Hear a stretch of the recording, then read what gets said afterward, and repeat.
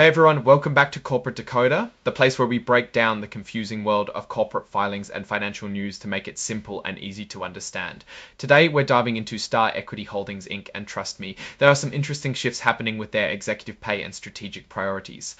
Before we get into the nitty-gritty, let's get a quick overview. Star Equity Holdings, formerly known as Hudson Global Inc., is making some moves. This particular report, filed on September 9th, 2025, highlights changes in executive compensation and a new share repurchase program. It's all about how the company is structuring its leadership and capital to navigate its business after a merger. If you find value in these deep dives into corporate filings, make sure you hit that subscribe button. And hey, we've also got a growing community on Discord where we discuss these things further, so check out the link in the description below.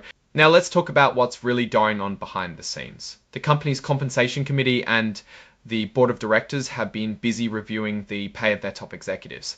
This is in light of recent officer appointments and a significant merger they completed. The merger involves Star Operating Companies, which is now a wholly owned subsidiary. So they're adjusting things to reflect the new structure and the people in their key leadership roles. They've approved some tweaks to an incentive plan called the 2025 CEO-CAO Incentive Compensation Plan for their Chief Executive Officer, Jeffrey E. Eberwein, and Chief Accounting Officer, Matthew K. Diamond. This plan is designed to reward these officers for hitting certain company goals in 2025, and it includes both stock and cash incentives. What's interesting here are the specific changes for Mr. Eberwein. They've removed the target cash opportunity. This means his incentives will be primarily based on equity in the company. For Mr. Diamond, the target cash opportunity is set at $105,000 and he also has a target restricted stock unit opportunity of 60,000 PIVs for this plan are tied to the company's EBITDA, which is a measure of its operating profit before interest, taxes, depreciation and amortization exceeding certain levels. So if the company hits its performance targets, these executives could see significant rewards.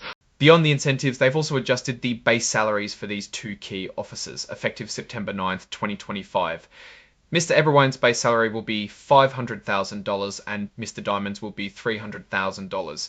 And Mr. Diamond's will be $300,000 on an annual basis compared to what the officers of both companies were earning before the merger. That's a pretty substantial saving, showing a focus on cost management post-merger, $700,000 on an annual basis compared to what the officers of both companies were earning before the merger.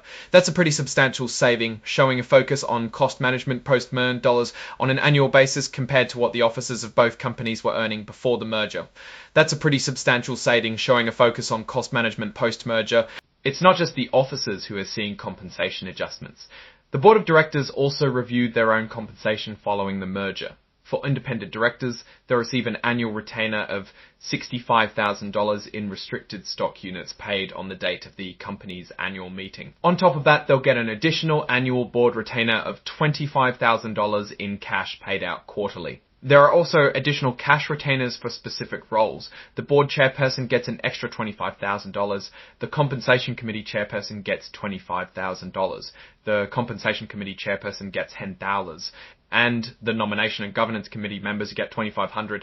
This structure shows a clear emphasis on rewarding the leadership and oversight functions within the board, especially with the additional responsibilities that come after a merger. And nomination and governance committee members get $2,500. And nomination and governance committee members get $2,000, gets $5,000.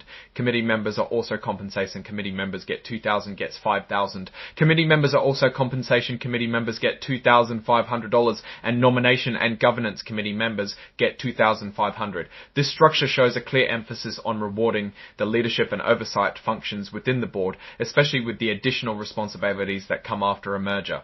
Now, like many of these filings, there's a section dedicated to forward-looking statements. This is standard practice. These statements are basically the company's way of saying, hey, we're making predictions about the future, but things could change. They cover everything from global economic fluctuations and the company's ability to achieve its strategic plans, to risks associated with potential acquisitions or the market price of their stock. They mention things like unexpected costs from the merger, potential negative reactions from business partners, and the general risks of operating in the current economic climate with rising inflation and interest rates. They also flag risks like losing major customers, competition, negative cash flows, and reliance on key personnel and technology. It's a comprehensive list of potential headwinds.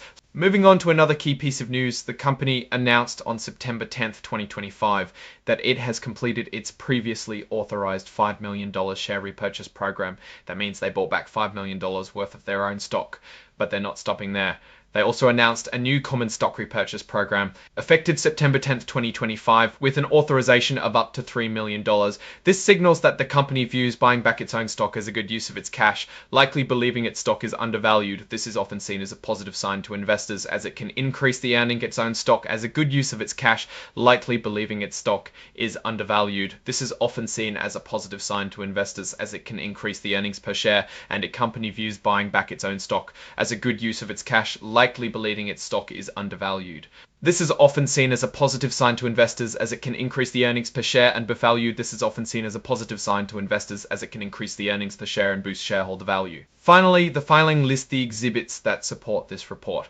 The most important one here is Exhibit 99.1, which is the press release the company issued on September 10th, 2025, announcing the completion of its share repurchase program and the authorization of the new one. And as always, the report needs to be signed off by authorized personnel. In this case, it's signed by Matthew K. Diamond, the Chief Accounting Officer, dated a few days after the report's main event on September 12, 2025. This makes sense, as it allows time for the official filing after the board meetings and decisions. So what's the big picture here? Star Equity Holdings is clearly in a phase of consolidation and strategic repositioning after its merger. The adjustments to executive compensation, particularly the shift towards equity incentives and a reduction in overall executive pay, suggest a focus on fiscal discipline and aligning leadership interests with long-term shareholder value. Their continued commitment to share repurchases, even with a new, smaller program, indicates management's confidence in the company's future and its stock. Now for my take, the company seems to be acting prudently by streamlining its executive compensation post-merger and signalling confidence through share buybacks. This is generally a good sign. However, the extensive list of risks, particularly those related to economic conditions, customer retention, and international operations, shouldn't be ignored. These are real challenges that could impact their performance. The success of their strategy will hinge on their ability to execute effectively amidst these market uncertainties.